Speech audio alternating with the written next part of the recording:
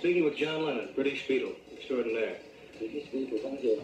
Your tour here in Los Angeles is drawing to a close. I wonder if you have any particular comments to make about your visit to Los Angeles, John?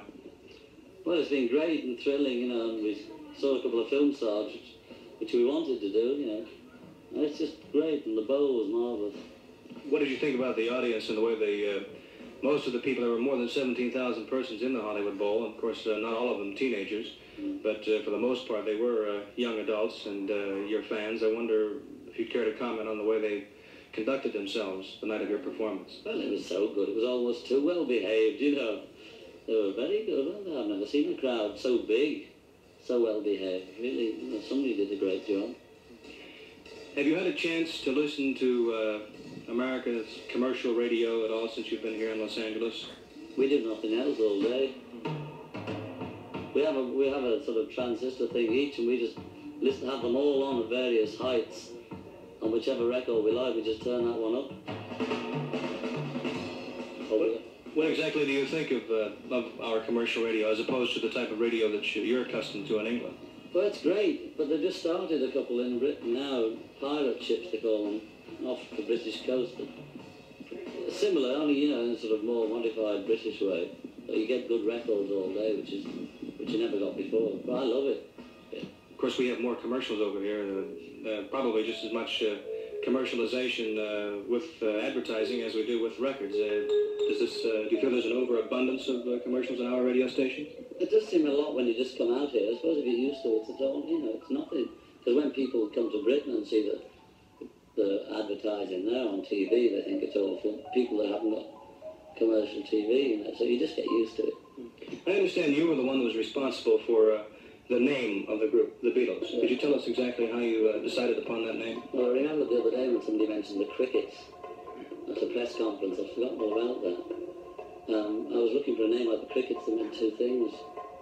And from Crickets I got to Beatles. And I changed the BEA because it didn't mean two things on its own. That B-E-E-T-L-E-S didn't mean two things. So I changed the A. I had the E to the A. And it meant two things then. What two things specifically? The beat, well, the music? I mean, it didn't have to mean two things, but it said, you know, there was beat and Beatles, and when you said it, people thought of crawly things. And when you read it, it was beat music. Why did you decide upon the long hair? We didn't decide on it. The only reason I didn't have long hair at 13 was because I kept getting told to get it off. I've always liked it, you know, and when I met George, Paul, and Ringo, they've always liked it. We just bumped into each other. We didn't have it the same as this, but it was long, you know. So actually it wasn't something you decided to do when the group was formed. You all had long hair before the group.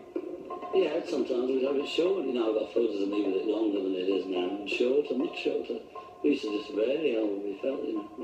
How long has the group been a group, actually? Well, I'm losing count now. I think it's about 5 years, probably. That's not including Ringo. He's been with us about 3. When your records first started coming over here, did you have any? Did you wonder whether or not they would be successful as they were in England at the time? We didn't think we had a chance in Heath. We just didn't imagine it, so we didn't even bother. We were just going to, even when we came over to America the first time, we were only coming over to buy LPs. I know our manager had plans for Ed Sullivan shows, but we thought at least we'll hear the sounds when we get over there. So it was just, you had no idea that your success would be so great and so powerful as it is today? It was just out of the dark, you know. Yeah, that's the truth. It's so out of the dark. We were knocked out like we didn't know what happened. Well, what made you decide to form a group such as you did? What was the reason for that? Oh, about the time of rock and roll in Britain, I think I was about 15, so it'd be 1955. There was a big thing called skiffle, which is a kind of folk music, American folk music, and it's sort of jing with washboards. And all the kids, you know, 15 onwards used to have these groups, and I formed one at school. And then I met Paul, you know, I had this group, and then I met Paul, then I met George, and that's where it went. We changed to rock. And that was all there was to it. When did you cut your first record? I haven't a clue. Yeah, that must be about 1.5 years, 2 years ago. What was the reaction to it publicly in England? It only sold in Liverpool. Over the rest of Britain, it didn't, you know, nobody bought it there. About half a dozen people did. But it sold so many in Liverpool the first 2 days because they were all waiting for us to make it, that the dealers down in London thought it was a fiddle on. Mr. Epstein fell up there is cheating, you know. They didn't believe it. When they wrote in requests for it, for the radio programs, they wouldn't play it because they thought it was a cheat. Because all the requests and everything came from Liverpool.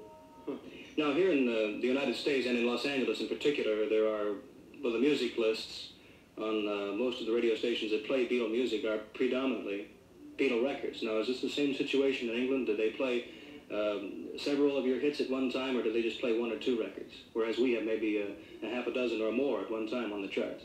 No, they never do that because, well, not on the sort of BBC. The commercial radio doesn't either. They always give equal sort of spots to everybody. The only time you get more than one track usually is when they're playing LPs. They just play a new single, and when that's sort of going down, they'll turn it over and play the B-side. Is there any one particular thing that you can lay your finger on that was the big break for you and your success today? I haven't a clue. Probably just making the second record when it was #1. Just your constant persistence and just keeping on with it. I don't know. We didn't even think of it like that. We just thought we were making another record and it was better than the first one. Let's see what it does, you know. And when it was #1, we thought it was the end of the world. That was it.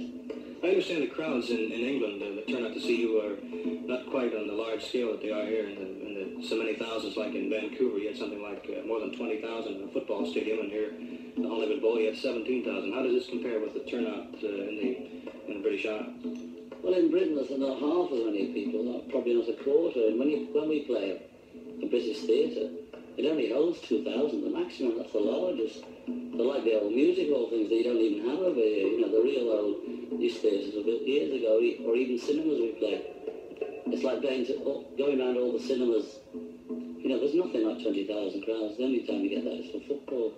How do you feel about the reaction of the teenage America, young America, to your music, and the way they show their appreciation of the Beatle music by their screaming and their shrieking and their cheering? Oh, well, we love especially when you're performing. This is what I mean. You know, you can hardly. The predominant sound, of course, is the enthusiasm from the audience. Yeah. Well, I mean, we played for about 4 or 5 years, being completely heard. You know. And it was good fun, and it's just as good fun to play being not heard and being more popular. You know, they pay the money. If they want to scream, scream, we scream. Anything that you care to say in closing, John, about Los Angeles and about your visit here and about the tour so far here in America? Good night, and thanks for the bread.